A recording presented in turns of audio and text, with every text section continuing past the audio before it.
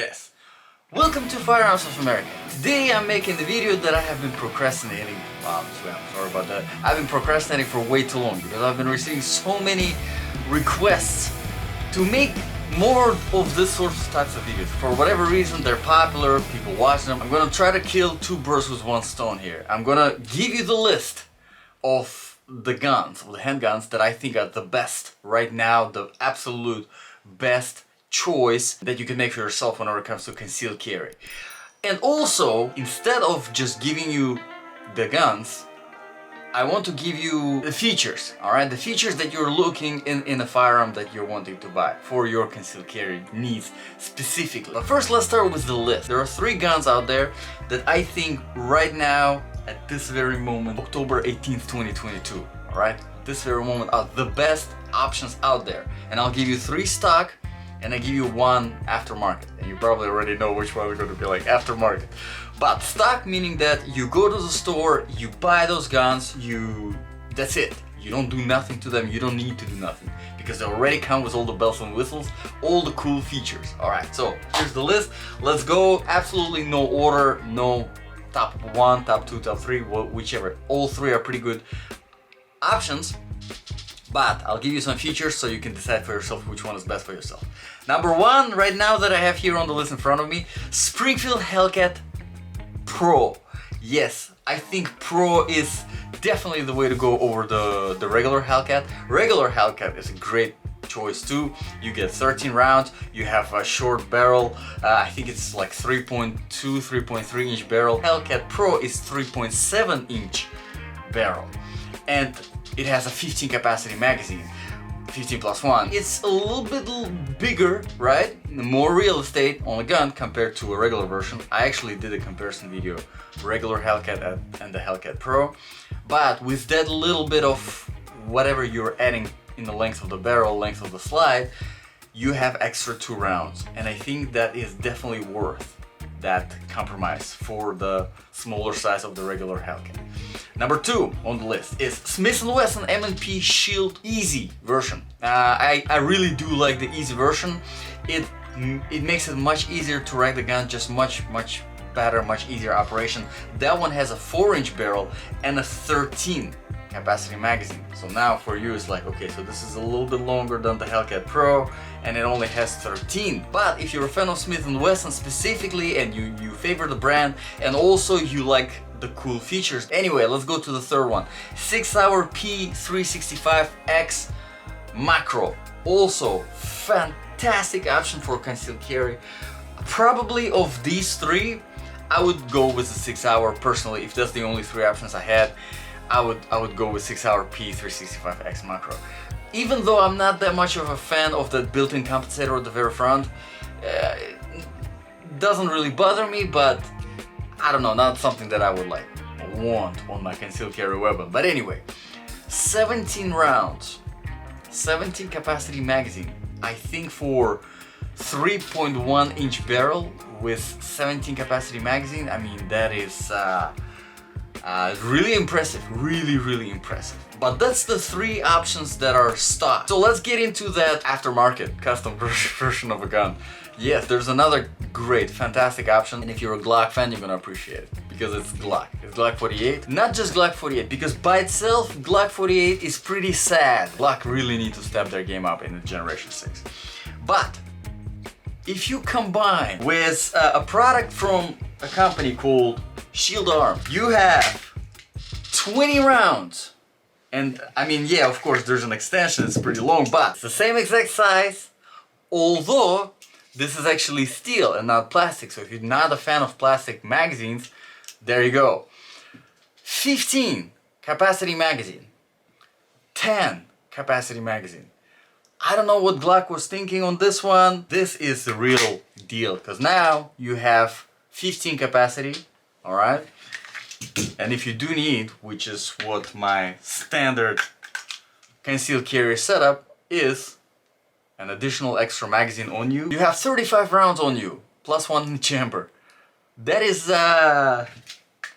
let's just say impressive. Plus, by adding the shield arms, you are, like I said, steel instead of the plastic. But there's another thing that I really like about them. is that they have these grips, so the tactical reloads are actually much easier, much faster compared to the OEM Glock magazine. Obviously there are a whole bunch of other options that are out there. Ruger Max 9 is awesome. CCY, Sky, DVG1. There's a Taurus G3X, something like that. This Bursa hanging around my table for whatever reason, BP9cc, excellent gun. It's a great option, you know, if you get it, it's not like you made a wrong choice. It's just, you could have done better. Let's get into the part of the video where I actually wanted to kind of give you some value. Let's start with the same format that I use in my reviews. The first things first, grip. Alright, as you can see here, grip is very nice and soft and kind of slippery, which might not be that bad of a thing if that's what you like, but for concealed carry weapon, I highly recommend finding something with as aggressive of a grip as you can. Why? Because it's a concealed carry weapon, so by definition it kind of has to be concealable, right? So it has to be small, and the smaller the guns get, the more recoil. If we're just talking about 9mm, the smaller the gun, the more aggressive the recoil is going to be. Or to substitute this heavier recoil because of the shorter barrel, a lot of times manufacturers implement a much heavier spring in the guide rod, meaning that it becomes harder to rack. Glocks have pretty tight, you know, spring in the guide rod, compared to, for example, well, Smith & Wesson. That's why I really like it. It has the easy version, which is very easy to rack. You get a longer slide, longer barrel, because now they're compensating with mass for that recoil. You get the point. Whenever it comes to calibers, you might ask me a question, which one is about? I would say try to stick to 9mm. That would be your best bet. 380 auto is fine. People carry 22 LR. Something's better than nothing. Okay, we'll just say that. I know some people, you know, they prefer revolvers to carry. I am not that big on revolvers. I love revolvers, but it's just like, you know, if you could do so much better, why would you stick with an old technology base? Okay, moving further, we have obviously the features like mag release, slide stop, manual safety. Find one that fits you, the ergonomics. Does it work? Does the mag release is close on? Can you reach it with the thumb? Can you reach the slide release, slide stop with the thumb, you know, without using your second hand? Like my fingers are short, but this one's good because it's, as you can see, it's nicely extended. So if I need to drop the slide really quickly, I can definitely do that. Obviously the sights, very important.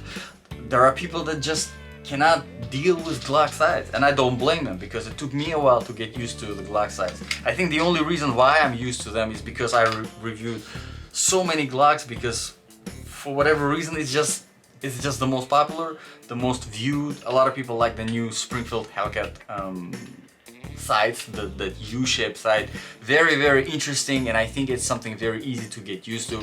Again, there's fiber optic on the Smith & Wesson. There is the also pretty cool sights on the 6 Sauer P365. Just don't get the SAS version, which is absolutely terrible. But again, it comes down to your personal preference. Do you like the fiber optic? Do you like the standard 3-dot? Do you want night sights? Because, you know, why not? If you can have that, why not? Great. And also, of course, the trigger. The trigger is very important. You have to kind of look for that balance between a good concealed carry weapon trigger, meaning that it's not too like fast, too snappy, too light. And at the same time, because triggers have different stages, you want to find something for yourself that you're comfortable with, and if you're doing some target practice, that you can actually hit the target, because trigger control is extremely important for the accuracy. And of course, stuff like accessory rails. Are you gonna put the, you know, for me, for example, it was very important to get something with, well, I knew it's gonna be Glock, but something that accommodates the light and also has the MOS to put the red dot, because eventually I'm planning to put the red dot and use that instead of sights. And at the end of the day, mag capacity. you know, the size, the overall size, and the mag capacity. I would not recommend going with anything that is below 10, just because there is that higher capacity options that are available that are also just as small, just as lightweight, just as quality. You never know what kind of situation you might be in, and if you want to be prepared, you know, you have to keep in mind that the first couple rounds you might miss, you never know. And there might be not just one bad guy, there might be a whole group of bad guys. So let me know in the comments below, guys, what do you think? What do you think about the guns that are on this list? And of course, what do you think about the all the stuff that I said about features, basically? What are your favorite features in the gun? Who would you pick?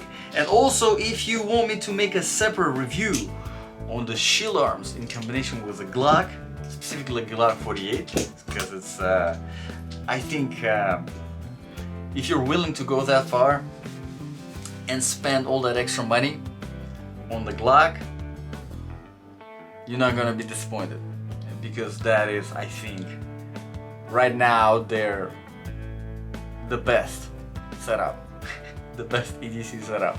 But again, it's really probably gonna get a bunch of hate for it. But let me know in the comments if you don't agree and why. I really like to hear it. Thank you very much, guys, for watching. I appreciate your time all the time. See you guys in the next video.